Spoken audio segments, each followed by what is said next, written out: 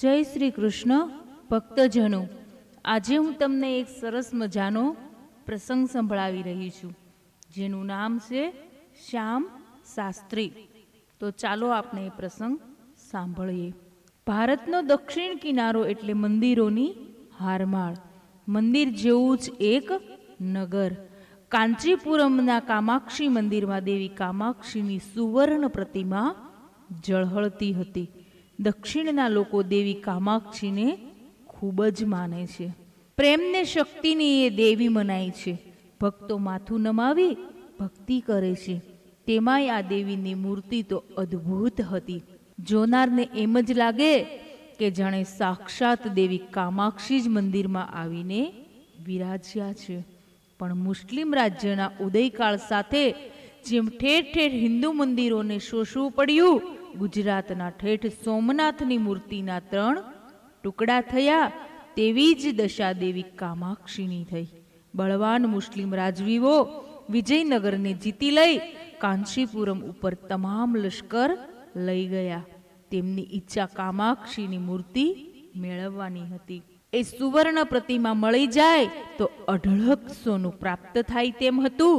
ત્યારે એ મૂર્તિની સેવા એક ખૂબ જ ધાર્મિક યુગલ કરતું હતું.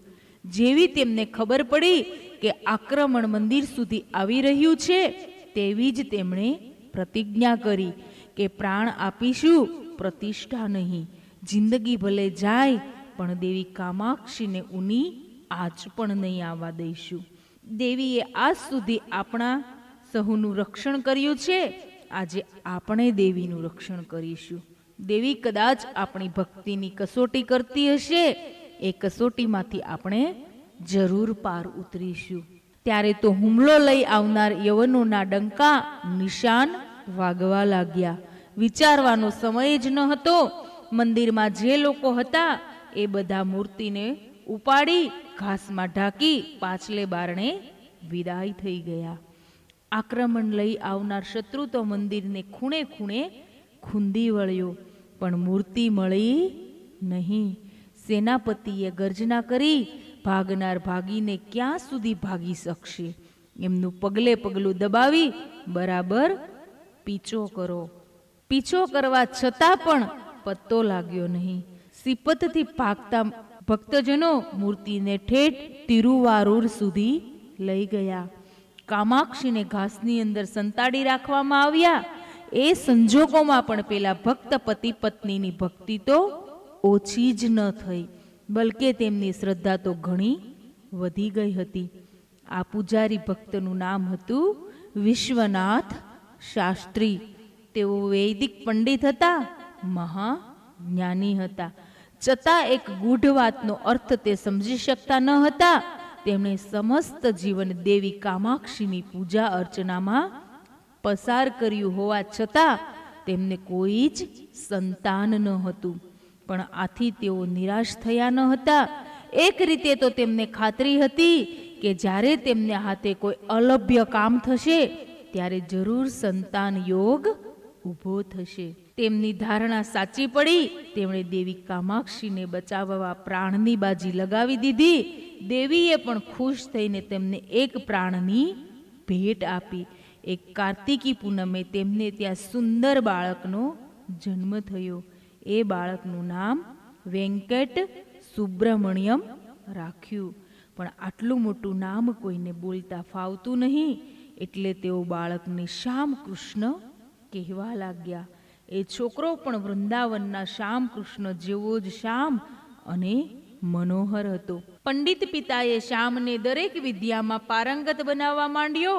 નાનપણથી જ તેલુગુ, સંસ્કૃત, જ્યોતિષ, કર્મકાંડ બધા વિષયોનું જ્ઞાન આપવા માંડ્યું. વિશ્વનાથ દેવી કામાક્ષીને હંમેશા પ્રાર્થતા, માં, આ બાળક તારો જ છે, એ તેને જ સમર્પિત થયેલો છે. અમારી બધી અધૂરી ઈચ્છાઓ એ પૂર્ણ કરશે. અને માં, તારી કોઈ અધૂરી ઈચ્છા હોય તો તે પણ શ્યામ જ પૂરી કરશે, એવી એમને શ્રદ્ધા છે. શ્યામ હવે કાકા પાસેથી સંગીત પણ શીખવા લાગ્યો. પણ ત્યારે તિરુવારૂર પર એક હૈદર અલીનું લશ્કર વારંવાર આક્રમણ લઈ આવતું. એટલે ત્યાંથી મુકામ ઉપાડી વિશ્વનાથ તાંજોર આવ્યા. ત્યાં તુલાજા રાજાએ આશરો આપીને કહ્યું, આજથી તમારા ને દેવી કામાક્ષીના રક્ષણની જવાબદારી મારી છે. પણ વિશ્વનાથે તો એક જ વાત ઉચ્ચારી, આપ દેવી કામાક્ષીનું રક્ષણ કરજો.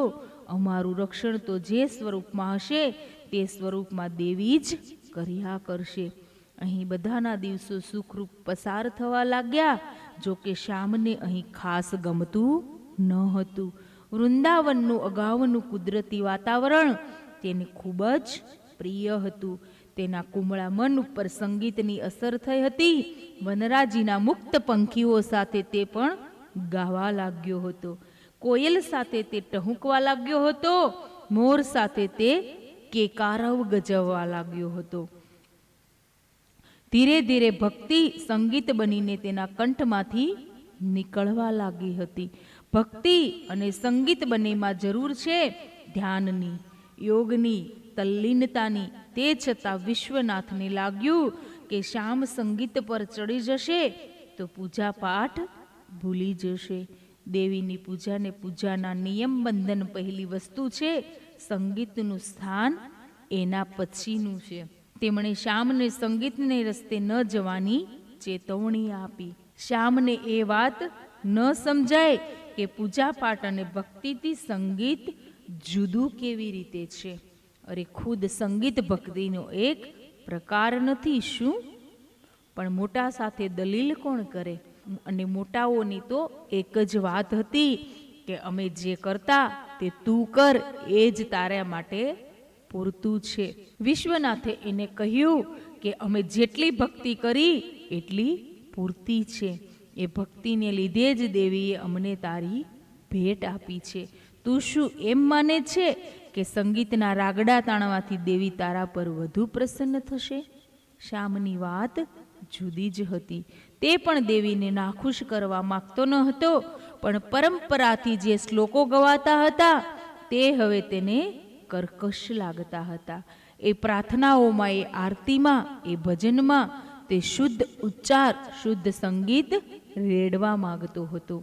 તાલ માત્ર સ્વર અને સૂરના નવા મેળ સહિત તે આખી ભક્તિ લીલાને સંગીતમય બનાવી તેને વધુ માધુર્ય ભરી બનાવવા માંગતો હતો. એને અમલમાં મૂકવાનો પ્રારંભ કરી દીધો. પણ તેની નવીનતા વડીલોને ગમી નહીં. તેઓ જીદ કરીને કહેવા લાગ્યા, અમે જે કંઈ કરીએ છીએ એ જ પૂજા છે, કીર્તન છે. એ સિવાયનું બીજું કોઈ સંગીત હોઈ શકે નહીં. અને હોય તો ખબર નથી, ને ખબર હોય તો માન્ય નથી. શ્યામ એ બધાના દબાણથી વચમાંથી પણ પોતાનો રસ્તો કાઢતો હતો. ખળખળ વહેતી જતું ઝરણું રસ્તામાં આવતી મોટી શિલાને આંતરી એની બાજુએથી વહી જાય તેવી જ રીતે શ્યામના સંગીતને પણ આડમાર્ગો શરૂ કર્યા. એક બપોરની વેળાએ એકાંતમાં સંગીતબદ્ધ કરેલી સુરાવલીમાં તે મંત્રોચ્ચાર કરતો હતો. મંત્રો અગાઉના હતા, સંગીત નવું હતું. એ સંગીતને લીધે મંત્રોનું માધુર્ય એટલું બધું વધી ગયું હતું કે આખી બપોર જાણે સંગીતમય બની ગઈ હતી. એક જમીનદાર દેવીના દર્શને આવ્યો હતો. કિશોર શ્યામના આ સંગીતથી તે ખૂબ ખુશ થઈ ગયો. તેણે પોતાનો કિંમતી દુપટ્ટો કાઢીને શ્યામને ભેટ આપતા કહ્યું, સંગીત વિશે હું પણ થોડું ઘણું જાણું છું. તું જો સંગીતનો આવો અભ્યાસ કરતો રહીશ તો જરૂર એક દિવસ પ્રખર સંગીત શાસ્ત્રી બની જઈશ. શ્યામની ખુશીનો પાર રહ્યો નહીં. તે તો દુપટ્ટો ગળામાં નાખીને બધાને બતાવવા દોડ્યો. પિતા નારાજ થયા. થોડું ઘણું સંગીત તે કાકા પાસેથી શીખ્યો હતો, છતાં કાકાએ ઈચ્છતા હતા કે તે પૂજારી બને, સંગીતકાર નહીં. તેમાં હવે શ્યામનું સંગીત તેમને પણ વટાવી જવા લાગ્યું હતું. એથી તેઓ વધુ નાખુશ રહેવા લાગ્યા હતા. શ્યામને ઇનામમાં દુપટ્ટો લઈ આવેલો જોઈ તેઓ તાડુક્યા, તું તો હવે સાવ ભટકેલ બની ગયો છે. નાના મોટા કોઈની શરમ જ તને તો રહી નથી. એક પૂજારીનો છોકરો આ રીતે બજારો નર્તકીની જેમ દિવસ રાત ગાવા મંડી પડે એ શું યોગ્ય છે? અને આ શું લાવ્યો છે? આજે કોઈ પાસે દુપટ્ટો માગી લાવ્યો, કાલે ઉઠીને કોઈના ખાસડા માગી લાવીશ. આજે કોઈ પાસે દુપટ્ટો માગી લાવ્યો, કાલે ઉઠીને કોઈના ખાસડા માગી લાવીશ.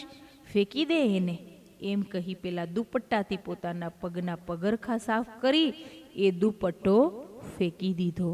બિચારો શ્યામ તો બિલકુલ હતાશ થઈ ગયો. થોડી વારે સ્વસ્થ થતાં દોડીને તે દેવી કામાક્ષી પાસે ગયો. દેવીના પગ પકડીને પૂછવા લાગ્યો, માં, સંગીતમાં શો દોષ છે? શા માટે બધા મારી સાથે આવો વર્તાવ કરે છે? માં, નથી હું કોઈનું બુરું ઈચ્છતો, નથી કોઈને નુકસાન પહોંચાડતો. બીજા જેટલા ભક્ત હું પણ છું. મારી ભક્તિ સંગીત રૂપે તારા સુધી પહોંચવા માંગે છે, એટલું છે માં. તે રાતના તેને દેવી કામાક્ષીએ સ્વપ્નમાં દર્શન દીધા. માતાએ પ્રત્યક્ષ જોઈને તે બોલી ઉઠ્યો, માં, અને પછી જો ભક્તિ કોને કહી શકાય તે હું બતાવી આપું છું કે નહીં. એ તો એક સ્વપ્ન જ હતું, છતાં સ્વપ્નમાં માતાએ એના પર આશીર્વાદ વરસાવ્યા. બસ ત્યારથી શ્યામની સંગીત ઘેલસા ખૂબ વધી ગઈ. તે વહેલી સવારે કે મોડી સાંજે નદી કિનારે તથા જંગલોમાં જઈને સંગીત સાધના આગળ વધારવા લાગ્યો. પોતે જાતે જ જેટલું શીખી શકાય તેટલું શીખ્યો. સંગીતના આચાર્ય પાસેથી પણ જેટલી વિદ્યા પ્રાપ્ત કરી શકાય તેટલી સાધ્ય કરી લીધી. તે દિવસોમાં કાશીના એક પ્રસિદ્ધ કવિ અને સંગીત સ્વામી રામેશ્વરની યાત્રાએ જતા હતા. રસ્તામાં કામાક્ષી મંદિરમાં થોડો સમય તેઓ રોકાયા. શ્યામના સુમધુર કંઠ અને રાગ આલાપો પર તે ખુશ થઈ ગયા. તેમણે કહ્યું, બેટા, તારામાં તો કોઈ સંગીતકારના ગજબના લક્ષણ છે. શ્યામે તેમની પ્રશંસાથી ગદગદિત થઈ જઈને કહ્યું, સંગીતમાં હું કેટલી હદે પહોંચ્યો છું તેની તો મને ખબર નથી, પણ મારા સંગીતને અવરોધ ઘણા છે. એકવાર જો હું ગગનમાં ઉડતા પંખીની જેમ મુક્તપણે ગાઈ શકું તો બતાવી આપીશ કે સંગીત શી વસ્તુ છે.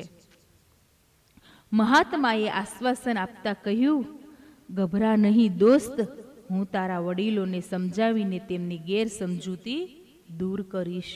એ સંગીત સ્વામીએ શ્યામના પિતા તથા કાકાને કહ્યું, તમારી પૂજા તથા એના સંગીતમાં કોઈ ખાસ ફેર નથી. તમે તમારી રીતે દેવીને પ્રાપ્ત કરો છો અને એ પોતાની રીતે દેવી સુધી પહોંચવાના પ્રયાસો કરી રહ્યો છે. તમે હંમેશા એવો આગ્રહ રાખો છો કે એ તમને સમજે. તમે પણ કદી એને સમજવાનો પ્રયત્ન કરો તો જરૂર એમાંથી કોઈ નવું તત્વ બહાર આવશે. એક મહાન સંગીત સ્વામી આ વાત કહેતા હતા એટલે પિતા અને કાકાએ માન્ય રાખી. પણ છતાં એ સંગીતકાર ગયા કે તરત જ તેમણે શ્યામને કહી દીધું, સંગીતમાં થોડી ઘણી સિદ્ધિ હાંસલ કરીએ એ ઠીક છે, પણ તેથી 24 કલાક કઈ રાગડા તાણવાની જરૂર નથી. શ્યામે ત્યારથી કાન પકડ્યા કે હવે કોઈના દ્વારા કોઈ જ સિફારશ વડીલો સુધી પહોંચાડવી નહીં. કાશીના સંગીત સ્વામીની જેમ જ એક બીજા સંગીતકાર પણ શ્યામ ઉપર ખુશ હતા. દરબારી સંગીતકારના તેઓ પુત્ર હતા. નામ તેમનું વિનય કૃષ્ણ આદિ અપ્પા. શ્યામની સંગીત પ્રભાને એમણે પીચાની હતી.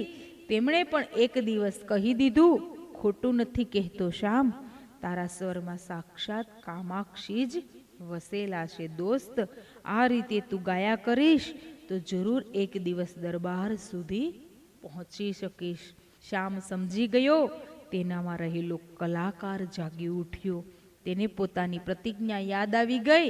તેણે નમ્રતા સાથે વિનય કૃષ્ણને કહ્યું, ધન્યવાદ ભાઈ, પણ દેવી કામાક્ષી સિવાય મારે બીજા કોઈની કૃપા જોઈતી નથી. એ જ મારો દરબાર છે અને મારું સંગીત પણ એને જ સમર્પણ માટે છે. મને કોઈ પ્રતિષ્ઠા કે પુરસ્કારની ખેવના નથી. એવી લાલચ ખાતર કળા કદી નહીં વેચું. શ્યામની વાત સાંભળી શ્યામ પ્રત્યેનું વિનય કૃષ્ણનું માન ઘણું જ વધી ગયું. રાજાના દરબારમાંથી શ્યામને ઘણીવાર કહેણ આવતું, પણ શ્યામે કદી દરબારમાં જઈને રાગ આલાપ્યો નહીં. એટલે કેટલાક રાજદૂતો સાથે વિનય કૃષ્ણ એને મળ્યા. ઓ અલૌકિક ગાયક, અમે તારા સંકલ્પથી પરિચિત છીએ. કોઈ રાજાને ખુશ કરવા તમે કદી તમારી કળાનો ઉપયોગ કરશો નહીં, એ વાતથી એમ વિદિત છીએ. તે છતાં આજે અમે તમને આમંત્રણ આપવા આવ્યા છીએ, એટલા ખાતર કે એવો સંગીત સાધક આજે કોઈ રાજા નહીં, પણ સાક્ષાત આપણું આખે આખું તાંજોર તમને પોકારી રહ્યું છે. આપણી ધરતીની માન મર્યાદાનો પ્રશ્ન છે અને તાંજોરની લાજ હવે તમારા હાથમાં છે. વાત પણ વિચારવા જેવી હતી. બોમ્બીલી કેશવૈયા નામના સંગીતાચાર્યએ પૂરેપૂરા દંભ અને ડોળ સહિત રાજ્યમાં એક પડકાર ફેંક્યો હતો. પોતાના વિશે તો તે જેટલું કહી ગયા હતા કે તું ન પૂછો વાત. એની વાત ઉપરથી તો લાગતું હતું કે આ ધરતી પર તેના જેવું કોઈ સંગીત શાસ્ત્રી નથી. વિનય કૃષ્ણ કહે, શ્યામ, તમારે જ ભરોસે રાજ્ય પડકાર ઝીલી લીધો છે.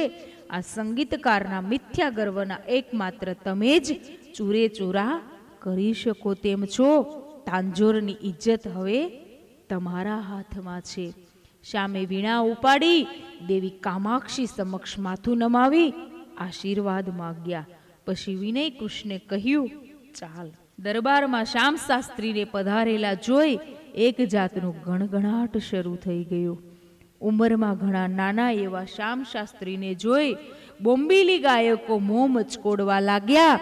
કેશવૈયાએ તો પોતાની સાથીને કહ્યું પણ ખરું કે રાજ્યમાં શું આનાથી ચડિયા તો બીજો કોઈ સંગીતકાર નથી? આની સામે તો સંગીતની સ્પર્ધા યોજતાય મને તો શરમ આવે છે. રાજાની સૂચનાથી બંને પક્ષો ગોઠવાયા. રાજાએ પૂછ્યું, પહેલું કોણ શરૂઆત કરે છે? શ્યામે વિનમ્રતા સહિત કહ્યું, કેશવૈયાજી આપણા મહેમાન છે, શરૂઆતનું માન તો એમને જ મળવું જોઈએ. સંગીતાચાર્ય કેશવૈયાએ પોતાના સાથીઓને કહ્યું, શરૂ કરો. આપણા સંગીત બાદ કદાચ એને ગાવાની જરૂર જ નહીં પડે. સંગીતાચાર્ય કેશવૈયાએ પૂછ્યું, કેમ, આપણને કંઈ નથી ગાવું? શ્યામ કહે, આપ મહેમાન છો, આપને પૂરતો સમય અને પૂરતી સગવડ મળવા જોઈએ. કેશવૈયા કહે, ઠીક છે, ઠીક છે, બહુ થયું, હવે તમે શરૂ કરો.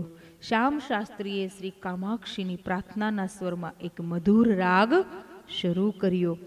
લાંબા આલાપ વગર જ એ રાગમાં ઓતપ્રોત થવા લાગ્યા અને જોત જોતામાં એ રાગમાં એટલા તલ્લીન બની ગયા કે શ્યામ અને સંગીત એ બે જુદી વાત જ રહી જ નહીં. બંને એકાકાર થઈ ગયા, બધું જ એકાકાર થઈ ગયું. શાસ્ત્રીય સંગીતમાં કર્કશતા જરૂરી છે એવું કેટલાક સંગીતકારો માનતા લાગે છે. સંગીતની અસ્પષ્ટતા તથા લાંબા આલાપોને લીધે તેમનું સંગીત માત્ર સંગીત જ્ઞાનીઓ માટે જ ઉપયોગી થઈ પડે છે, પણ સર્વસામાન્ય જન માટે તે લોક ભાગ્ય થઈ શકતું નથી. ત્યારે શ્યામ શાસ્ત્રીની વાત જ કોઈ ઓર હતી. તેમનું સંગીત શાસ્ત્રીય હોવા છતાં તેમાં ભરપૂર મીઠાશ હતી. જ્ઞાની તથા અજ્ઞાની બધા તેમાં એક સરખો જ રસ લઈ શકતા હતા. સંગીતના જાણકારોને વધુ મજા પડે એ વાત તો સ્વાભાવિક જ હતી. શ્યામના સંગીતને રાજ્યસભાને એવી તો હચમચાવી નાખી કે સર્વત્ર વાહ વાહના બિરદાવતા શબ્દો ગુંજી ઉઠ્યા. એટલે સુધી કે એ પ્રશંસકોમાં બોમ્બીલી ગાયકો પણ સામેલ હતા. હજી શ્યામ શાસ્ત્રી પોતાનો રાગ પૂરો કરે તે પહેલા જ સંગીતાચાર્ય કેશવૈયા જાતે જ ઉઠ્યા.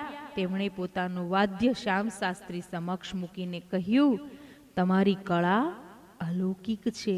સંગીત શાસ્ત્રી, આટલી અદ્ભુત વિદ્યા હાંસલ કરી હોવા છતાં તમે આમ શાંત બેસી શકો છો? ધન્ય છે તમને. આજથી તમારી સમક્ષ કદી હું મારું સંગીત છેડીશ નહીં. શ્યામ શાસ્ત્રીએ વાદ્ય ઉપાડ્યું, સંગીતાચાર્યને પાછું આપતા કહ્યું, આપણે બધા જ સાધકો છીએ. મોટું નાનું કોઈ નથી. બુલબુલ ગાય છે, કોયલ પોતાનો રાગ વહેતો મૂકે છે, મયુર પોતાનું સંગીત રેલાવે છે. સહુને પોતપોતાની કળા સાધ્ય છે. આપણું વાદ્ય ફરીથી ગ્રહણ કરો આચાર્ય, અને સદાયના મારા મિત્ર બની સાથી બની રહો. રાજાએ શ્યામ શાસ્ત્રી ઉપર સુવર્ણ સિક્કાઓનો વરસાદ વરસાવી દીધો. શ્યામ શાસ્ત્રીએ એમાંનો એક પણ સિક્કો સ્વીકાર્યો નહીં અને કહ્યું, હું મારી કળા વેચતો નથી, એટલે જ સંગીતના બદલામાં કંઈ જ સ્વીકારતો નથી. મારી કળા માત્ર કામાક્ષીને ચરણે જ સમર્પિત છે. રાજા કહે તો ભલે, આ ધન પણ કામાક્ષીને અર્પિત થઈ રહે. એ અપરંપાર ધનરાશિમાંથી કામાક્ષીનું મંદિર નવેસરથી ભવ્યતાને પામ્યું. એવી જ રીતે નર્તનાચાર્ય નાગપટ્ટી નામ શ્યામ શાસ્ત્રીની ઈર્ષ્યા કરવા લાગ્યા. જ્યારે જ્યારે શ્યામ શાસ્ત્રીના સંગીતની વાત નીકળતી ત્યારે કહેતા, સંગીત મારા જેવા પરંપરાવાદી ગાયકનું જીવન છે. એ આજકાલનો છોકરો સંગીત વિશે શું જાણે? શ્યામ શાસ્ત્રી એવી કોઈ વાત લક્ષમાં લેતા નહીં, પણ ફરીથી ઉપર જેવો પ્રસંગ આવી પહોંચ્યો. શ્યામ શાસ્ત્રી અને તેનો પ્રોત્સાહન આપનાર રાજ્ય બંનેને નર્તનાચાર્ય બદનામ કરવા લાગ્યા. ત્યારે ફરીથી એક સંગીત સ્પર્ધાનું આયોજન થયું અને તેમાં પણ શ્યામ શાસ્ત્રીએ વિનમ્ર ભાવે જીત મેળવી.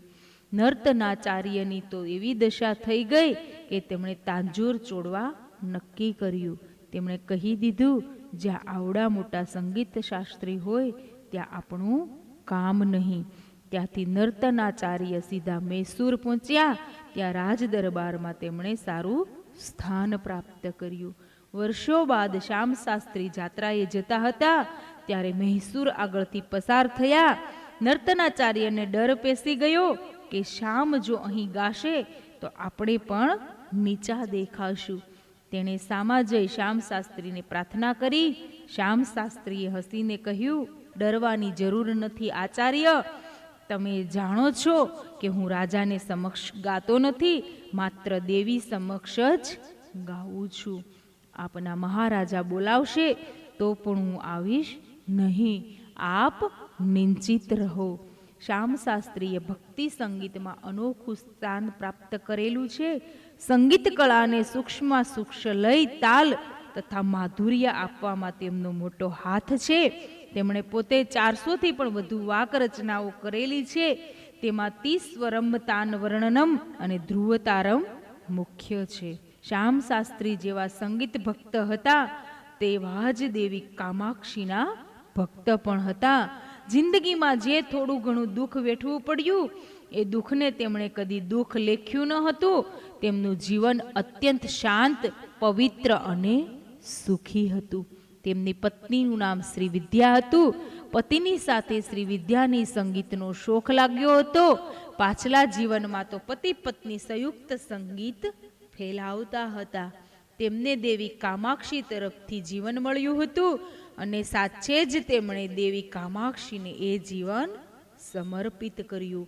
64 વર્ષની ઉંમરે શ્યામ શાસ્ત્રી અવસાન પામ્યા, પણ તેના 5 દિવસ અગાઉ શ્રી વિદ્યાનું અવસાન થયું હતું. એ વખતે તેમણે કહ્યું હતું, હવે હું ખૂબ જ શાંતિથી મરી શકીશ ને ઓમ કામાક્ષીના સંગીત સ્વરના ઉચ્ચારણ સાથે જ તેમણે પોતાના પ્રાણ ત્યજ્યા. દક્ષિણમાં આજે પણ શ્યામ શાસ્ત્રીની અખંડ સંગીત ધારા તથા અખંડ ભક્તિરસ ધારા સર્વત્ર ફેલાઈ રહી છે. દક્ષિણના પ્રદેશોમાં તો કહેવત છે કે ન્યાયમાં શ્યામ શાસ્ત્રી અને સંગીતમાં શ્યામ શાસ્ત્રી. જય શ્રી કૃષ્ણ.